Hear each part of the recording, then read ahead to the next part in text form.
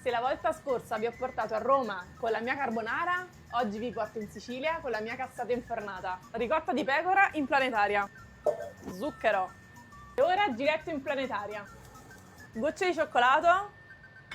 Arancia candita. E io ci metto sempre un pizzico d'amore. La cannella. E ora mi preparo la pasta frolla. Burro e zucchero a velo.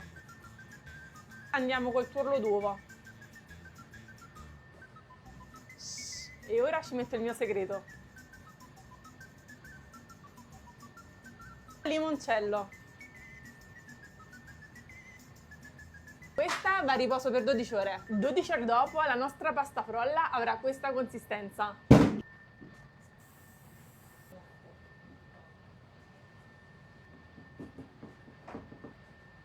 E ora andiamo con la farcitura della nostra cassata.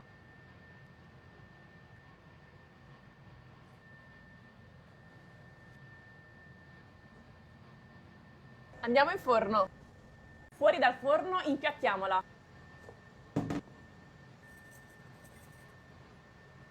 E io ci metto sempre un pizzico d'amore. La mia cassata infornata. Buonissima.